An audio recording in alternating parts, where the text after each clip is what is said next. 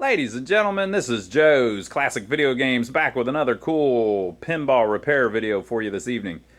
We have been working on this Bally Lost World pinball machine that was in really rough shape whenever we got it. And we've done several videos on it and got it back looking good, playing good. Put the back glass in it. We had the head is off of a Stern pinball machine, an old Stern, a Stingray. So we had to do a lot of work in that to get it where it's compatible with the Lost World cabinet that we've got here, the bottom. We've got all of the playfield stuff working. We repainted all of the playfield. If you didn't see all those videos, you've missed out on a lot. You really need to go back, do yourself a favor. But we're down to the last thing that we need to do, and the last thing we need to do is we need to add the soundboard in. So Lost World was one of Bally's first games with the soundboard. It doesn't do much, kind of minor, early on in the early on in the technology there. But luckily, we have gotten a brand new soundboard from our buddy GTO. So if you don't know about GTO, I'll put a link down below the video. This guy makes reproduction, new technology soundboards for the old machines. So for this machine, he's got a brand new soundboard that he's designed that we're going to install in this, and we'll show you what it sounds like. So the other problem we're going to have is, since this is from a Stingray, the head is from a Stingray, the wiring harness is not correct. There's extra wires that go over to the soundboard that aren't even present in this look at my focus, that aren't even present in this cabinet. So we're going to have to add those in and all of that. So it should be a fun little video. Let me go find his soundboard, and we'll give that a look, and then we'll figure out from the wiring harness and the manual what wires we need to reinstall on this thing to get the thing to even work. All right, so here's the soundboard. We'll look at it here in a second. This is what you get when you order it. Check this out. You're going to love this. Well, check out the manual. You get a nice manual with it. I love it. We'll look through that in a minute. You can check out gto.com. And on one of the previous videos, I was going on and on about how I couldn't tell how that's pronounced. It's like my name's Ronnie, so it's like Ronnie and the Daytonas, that song Little GTO. It's like that. I know about old cars. Let me pull this out. So here is the board. Notice it has a little SD card in it, because you can change the sounds if you like. And this is not the only system that he makes these boards for. He makes them for all kinds of pinball machines. So go check it out if you have something you're interested in upgrading. So there is a speaker connection. I have that connection because that goes down to the bottom of the cabinet. So that one is actually present in my harness. This is, of course, the amp section, volume potentiometer. And I got to be honest, we've had this thing sitting around a little while. We got it probably over a year ago. Or I guess it was a year ago. Look, it says February 23. We've been planning on working on this Lost World for quite a while. And you see that he has added a chip here that says Lost World version 1. So he must have that set up. Single or multi-background sounds, off, attract on, single or multi-attract, sound bank 1 and 2. We'll look at that here in a second. It's a wave trigger Robert Sonics. That's the actual, well, I don't know what that is. And then you have separate adjustments for stock sounds, extra sounds, and background sounds. That looks neat. Sound select, test button. Okay, so we need to add all of these connections back in. Now on your machine, typically you will already have this. You won't have to add anything back in. But on ours, we're missing a bunch of stuff. So it needs see the 43 ground that's solenoid ground, I guess. 14 is ground. 12 S4. That's the solenoid select line from the CPU. So you've got SO, S1, S2, S3, S4. Let me see who this is. The reason you've got those solenoid lines is that's how the CPU controls what the soundboard plays. So 0, 1, 2, 3, and then 4. I don't know if all of those are used on every machine. And then here is the 43 volts. That is the solenoid voltage coming in. SINTR, strobe, I think. I think that's a strobe line. Another ground, and a 5 volts. So we've got to add 1, 2, 3, 4, 5, 6, 7, 8, 9, 10, 11. 11 lines at the most. Yeah, it's nothing. It's just 11. If I did one right now, there'd only be 10 left. There's no big deal. All right, so let's see what this sucker can do.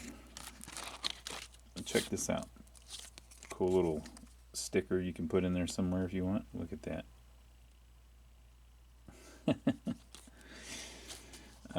We'll read through some of this real quick.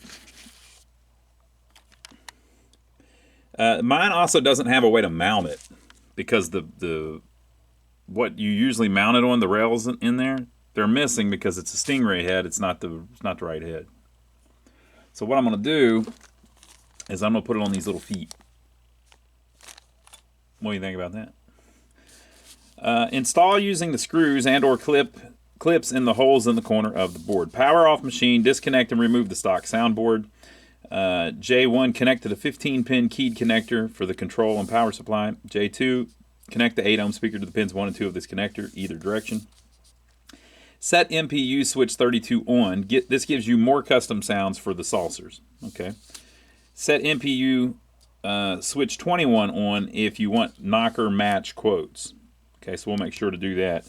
And again, this is specifically for Lost World. So he has tested this in a Lost World and has went out of his way to make Lost World better. Very cool. Set high score to date feature off. MPU switch 7 off and switch 8 off, or set to at least 2 credits. MPU switch 7 on to get high score knocker quotes. Power up the machine. You should hear the power up tune or custom sound. Press the test button and adjust the main amplifier volume on the board. You can optionally adjust the 3 volume mixing knobs. See section 4 on sound control and organization to understand the stock versus extra sounds available. All right, so pretty simple. This is a new plug-and-play design of the AS251832 Bally Lost World soundboard with custom sound support. This design uses current technology to replicate this early soundboard and add custom sound options. That's what we're after, folks. All the sounds are contained in WAV files on the micro SD card. This board will not work in any other machine besides Lost World. Right? Utilize the same mounting, plug and play. Has volume knobs to adjust the stock sound. This design has extra features. All the chimes, tunes, sound effects, quotes, music, and backgrounds are customizable as they are WAV files on a micro SD card. An extra sounds volume knob to turn on and adjust the extra sounds not included in the stock machine. A background volume knob to turn on and adjust a repeating background sound not included in the stock machine. You can specify custom attract sound files to play when the game is at rest. There are 4 sets of customizable sound banks available. All the sounds are played overlapping, polyphonic. This includes the stock scoring sounds. So on a lot of the early ones, it would play a sound and then it would cut it off to play a new sound, which on a pinball machine causes problems because you're hitting so much stuff, you know. So that's pretty cool.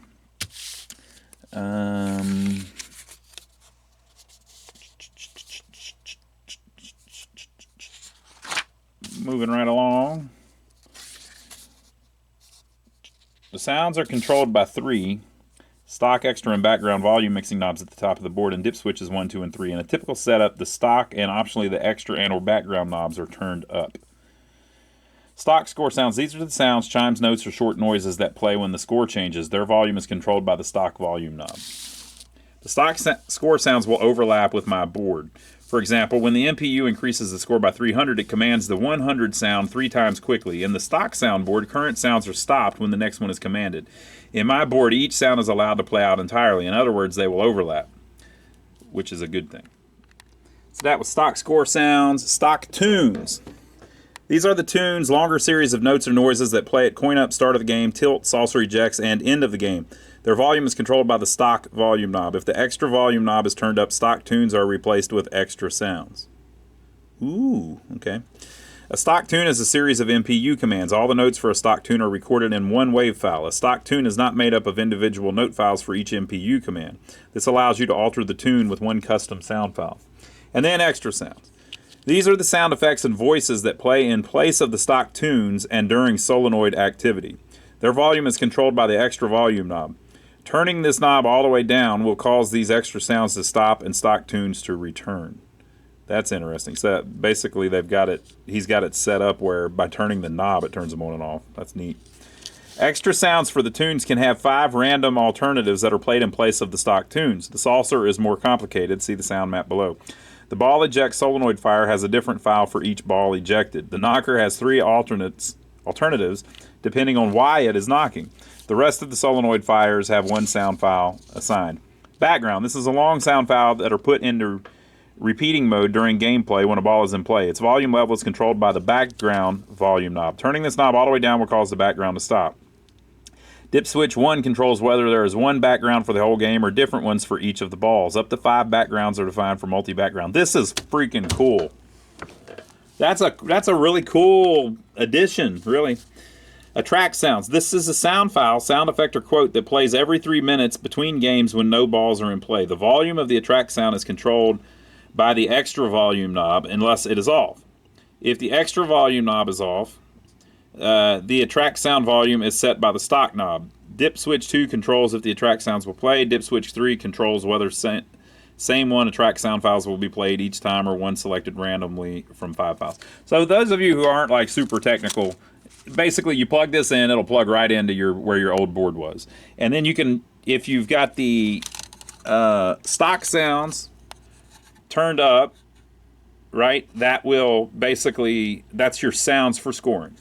And then you've got the extra sounds. If you turn this all the way down, you're basically just going to get the original type stuff. If you turn it up, it's going to replace it with things that they've got, things that he's got in there that replace some of the original tunes. Right? So, very cool. And then the background sound, you just turn it up or down, whatever you want. You might have to change the dip switch. This is just like a super kind of detailed explanation of all the stuff that it can do. So all of the files are, all the sounds, voices, and backgrounds are contained in WAV files on the micro SD card that's in the little WAV player. And the sound files start with a 4-digit number. So basically you can just change that file and make it whatever you want. So it can be a recording of me going, hey, let's play Lost World. That'd be great. Sound banks. So there's 4 different banks too, and the reason for that is so that you can change them without burning all of the files and all that. You can just have them all in here, and by changing the dip switches, turn on bank 1 or bank 2 or bank 3 or bank 4. So you might have one that's pretty much all stock, and then you might have one that's like plays your favorite songs or your favorite background noise and all that, right? And it's just kind of weird, and only you would like it. And so if you turn one of the dip switches, now it's on that one. So it's just a way to make it where you don't have to rework everything. You have 4 different setups that you can create, and then you can just switch between them with these dip switches if you'd like. And you don't have to do all of this too. This is just options that it has. We had one of these in one of the games. I can't remember which one we put it in, but basically we just made it pretty stock, you know. Sound file names and the sound map. So these are the ones that are in there. Power up chime wave, power up tune, coin up noise, coin up tune, start up noise, start up tune, chime, chime, chime, noise, noise, noise, noise, saucer eject noise, saucer eject tune, tilt tune, game over tune. Right? And then here's all the extra sounds that are in here at the time, I believe. Full power, greetings, all systems operational. I'm ready, master. You see the point. And then you've got different ones depending on what's going on. So saucer eject at 50,000, the tilt tune, the end of game tune.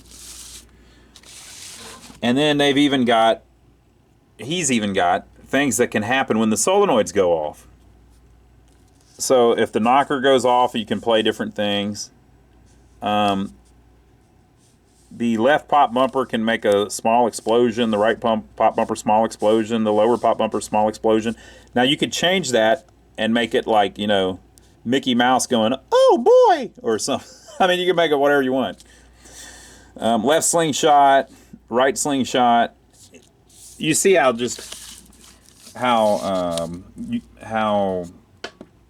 customizable it is, and the brilliance behind that is that the original game couldn't do that. So he's found a way to, since he has access to the solenoid lines, instead of using them for when the original code told the soundboard to play something, he's figured out a way to, you could also make it whenever a solenoid fires, you could have it set up to play something. So, very cool. Stuff like the background sound, you could just add that in where it just plays the whole time. He's got it where it's, depending on which ball it is, which I guess he's probably changing by the out hole kicker or something. Pretty cool. Or yeah, so.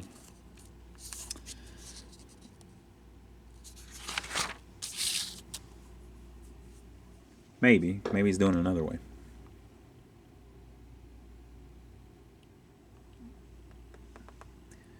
Fine-tuning the sounds.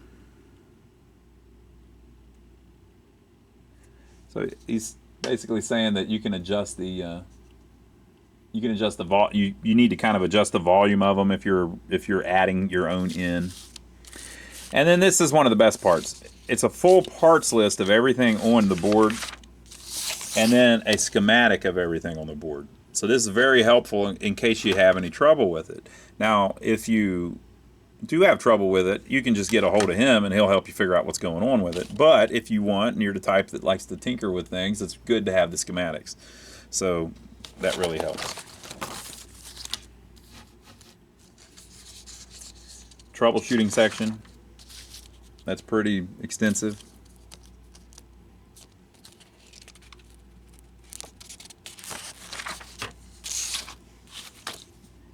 This soundboard will only work with the Bally Lost World machine. It will not work with any other machine. The software on this board looks for and decodes sound command sequences that are unique to only the Bally Lost World machine. Sound command sequences for other machines that use the 32 or 50 soundboard are different than the Bally Lost World. If this soundboard is put into a different machine, it will play very few sounds, if any. Right? Okay. When customizing the machine sounds, you are free to add any type of sound or quote to any of the wave files. It's your choice. When I created the default set, I stuck to these basic ideas. Power up, I made these sounds refer to system ready type quotes. Start game, I made these sounds refer to beginning a game or quest. Ball eject, I made these negative jabs and defeating quotes against the player when the ball comes out of the saucer or whatever. Advancing saucer eject, I use quotes about advancing to a higher bonus. Saucer eject at 10,000, I use quotes about collecting 10,000 points. Saucer eject after 10 or 50, I use generic bonus quotes. This is where there is also no 10,000 or 50,000 dollar collected but no longer advancing. Saucer eject at 50,000, I use quotes about collecting 50,000 points. Tilt, I found error and mistake type quotes. In game, I picked in type quotes. With these rules, I created 3 different sound sets for Lost World. They are contained in SoundBank switchable with the SoundBank dip switches. You can change the SoundBank with the power on, but do not do this while a game is playing or the old background will most likely get locked on. Bank 0, Modern Fantasy. These are modern quotes and sound effects. The background is a high-energy fantasy type of music. Bank 1, Vintage Bally. I use sounds from later Bally games into 1983. This is an example of what Bally may have done to this game if they had the later soundboards installed on this machine. That's cool. I like that. Bank 2, Modern Sounds, Vintage Background. This one uses all the sounds and quotes from Bank 0 with the backgrounds from Bank 1. That's cool. So, basically, if I had the wiring harness from the original game intact in the head, if I had the original head, I could just plug this in and we'd be off to go. But we're going to have to rewire part of it, unfortunately, just solely on my machine because I didn't have the right wiring harness. You won't have that problem on yours.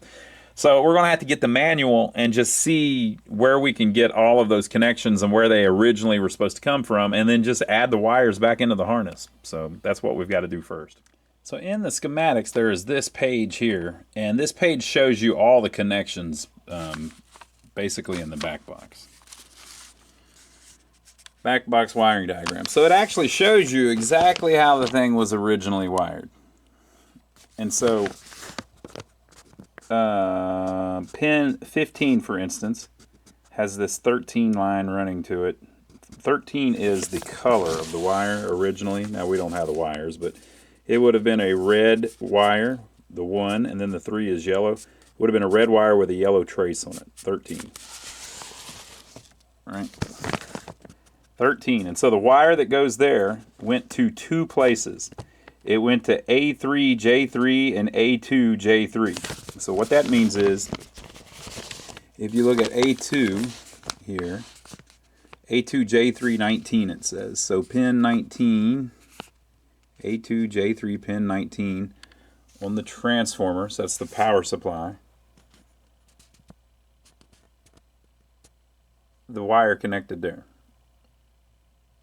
And so it went from there to A3J3 23. So A3 is the solenoid driver board. A3J3 23.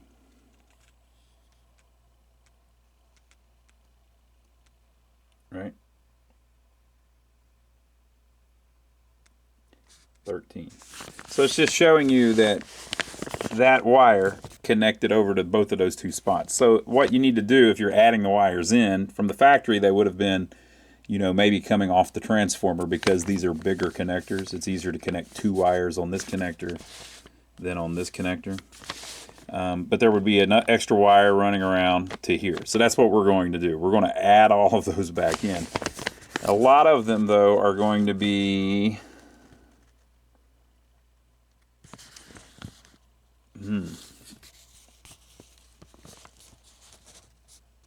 Yeah, see the A1, J1? So A1 is... It says insert.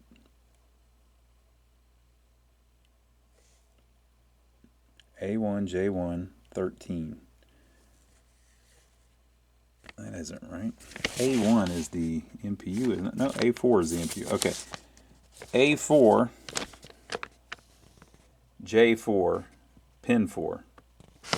So basically over on the MPU we have to add wires in. Now this is, like I said, a little trickier because the connectors are smaller. But so we need to get 2 wires in one of those connections. Basically we need to add a wire to anywhere it says to go over to that connector. I'm going to add the power ones to the transformer because it'll be easier because the connector is bigger. But there's some that are signals that come from the MPU that we're going to have to get. So we'll do the best we can.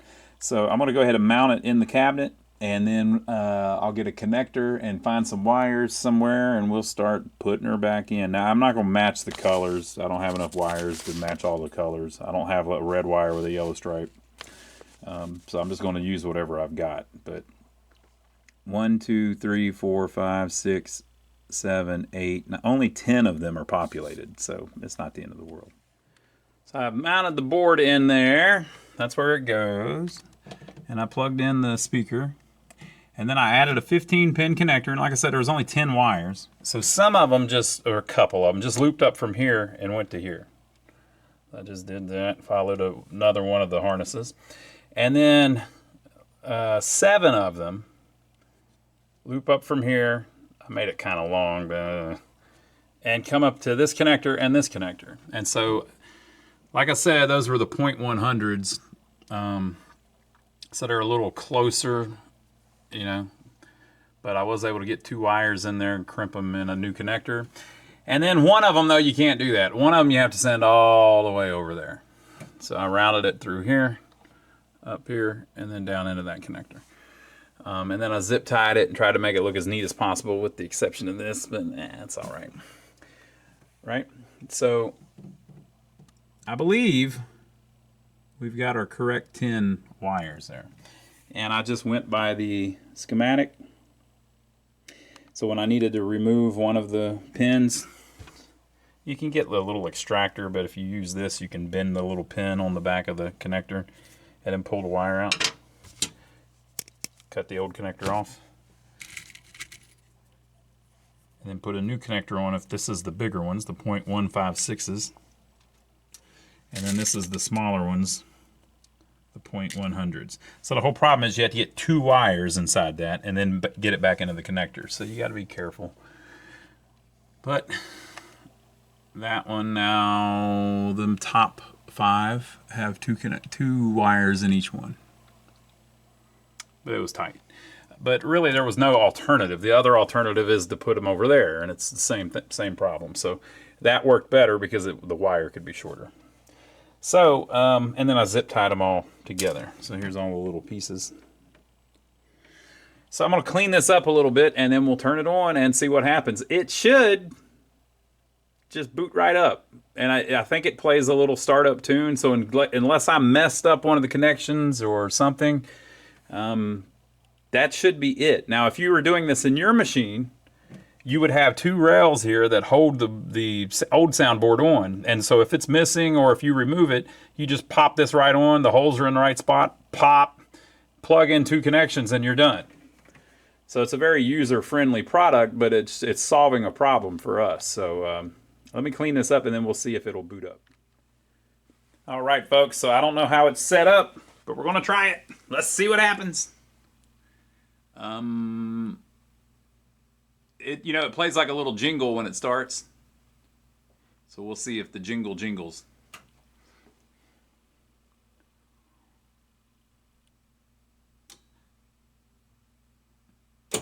Greetings. It's talking to me. Greetings. Hey, Ronnie, how you doing today? I'm just fine, Mr. Gorgar. Okay. So let's see how it sounds playing it. The funeral is about to be... Look at it. Look at it. I'm making all them points.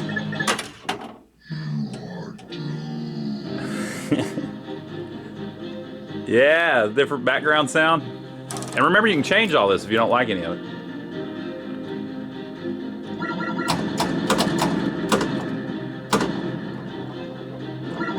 All right, so I'm gonna let it go to ball 3. You can't defeat me.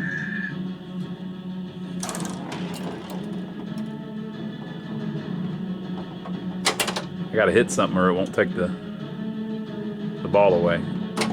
There we go.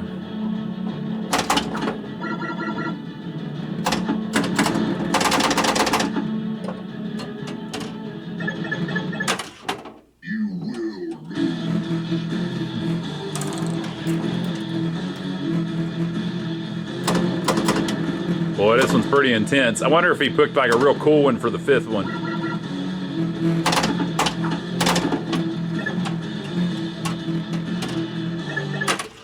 You will suffer.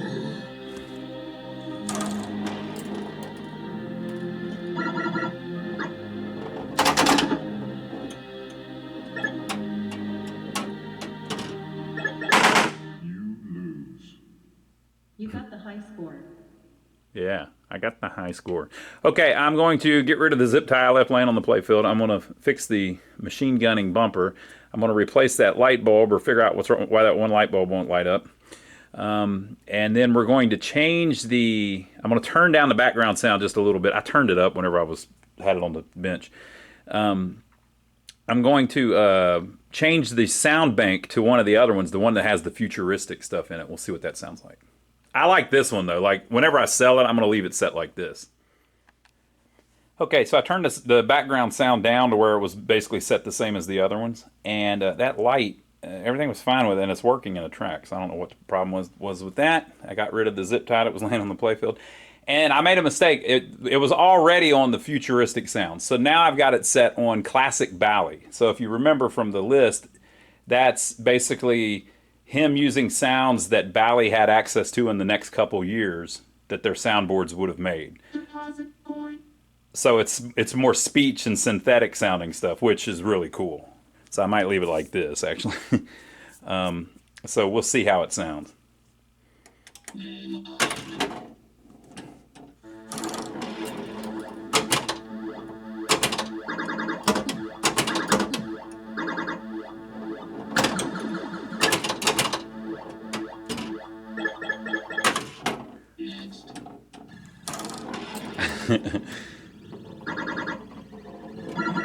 Oh, the background changed too.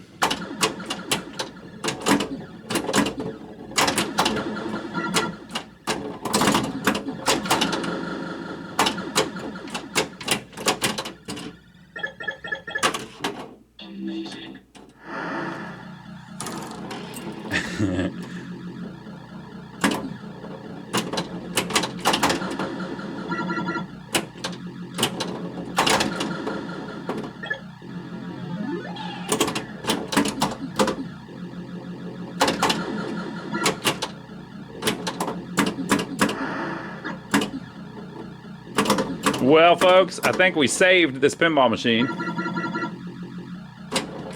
And I think the GTO soundboard is pretty awesome.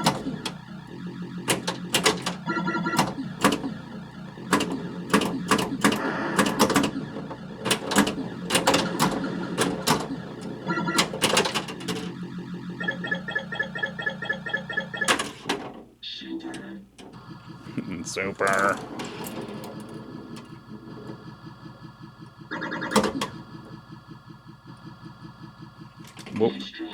Well, there is one thing more we're going to do this cabinet. We've got the wrong legs on it. The legs that are on it. The legs that are on it are too tall. They're 31 inch. We didn't notice when we painted them. So we're going to put some 28.5 ones on it. So when I do that, I'll get the angle a little better so that like the ball doesn't get stuck.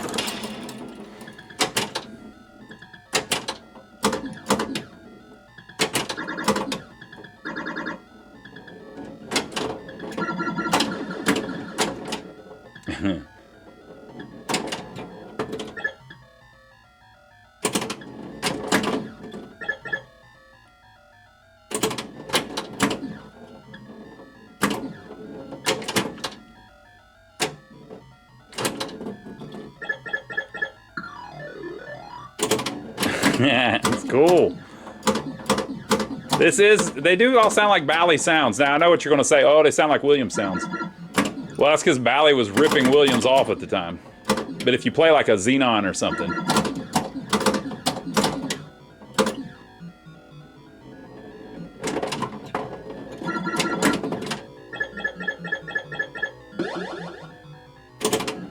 You hear the little do.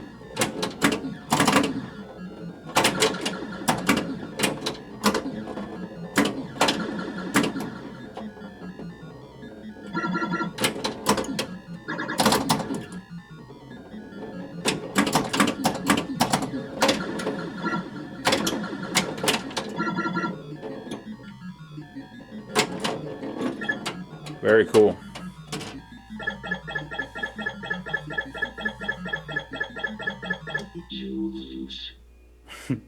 You lose. You're a loser. All right, folks. So there you go. We finished up The Lost World.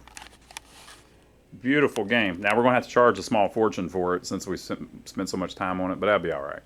If no one wants to buy it, we'll just keep it here in our shop. So I hope you've enjoyed it so far. Or I hope you enjoyed watching us fix it up. Painted the playfield, decaled the cabinet, put the wrong head on it, redid the back box, created or found old boards for the entire thing with the exception of GTO's awesome soundboard. If you want to get a soundboard for this game or a similar vintage pinball machine, he makes a bunch of them for a bunch of different games. So go check it out on his website. It's gto.com. Is it? I showed it earlier. I'll put the link down below. I believe it's gto.com, but it's spelled a little different than it sounds. Go check him out. We've actually done one of his boards before as well, and it's just a high quality product. He stands behind them. They're very well designed, and they're very customizable. So just a really cool thing. And whenever it's just one gentleman making the stuff. So whenever you order it or you have a problem with it, you're talking to the guy that designed it. So it's really easy. I don't think you'll have any problems, but if you ever did, it's good to know that, right? And you saw the manual and the schematics and stuff that it came with. So check that out if you haven't already. Now, I hope you enjoyed The Lost World. If you would like to see another vintage Bally pinball machine, if you like this era of game, check out this video here, and we'll see you on the next one.